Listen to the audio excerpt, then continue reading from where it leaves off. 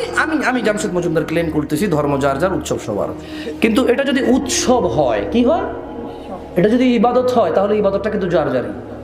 পূজা কিন্তু একটা ইবাদত।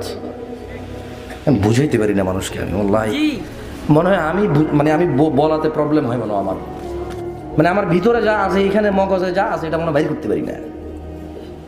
বোঝেন নাই?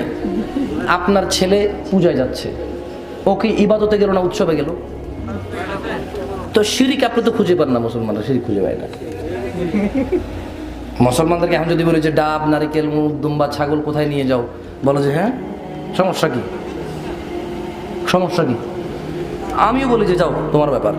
কিন্তু ভাই যে এখানে তো সমস্যা, এখানে সমস্যা মনে হয় না।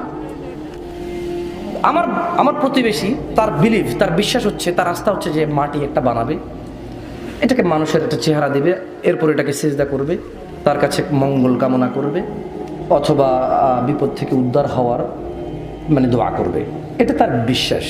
সে এবার তাদের একটা দিনক্ষণ তারা ঠিক করে, সে অনুযায়ী তারা ওই মাটিটাকে বানিয়ে তারা সেখানে মাথা নত করে, তাদের বিপদ থেকে তারা উদ্ধার হওয়ার জন্য বলে, তারা তাদের কল্যাণ চায়। তো তারা কি ইবাদত করতেছে না উৎসব করতেছে? তারা কি ইবাদত করতেছে না উৎসব করতেছে? আরে এই জাতির মানুষ কথা বলতে জানে না নাকি? তো আপনার ছেলে যে ওখানে গেল, ও কি উৎসবে গেল না ইবাদতে গেল? তো এটা আল্লাহর সাথে শিরক করলো কিনা সে?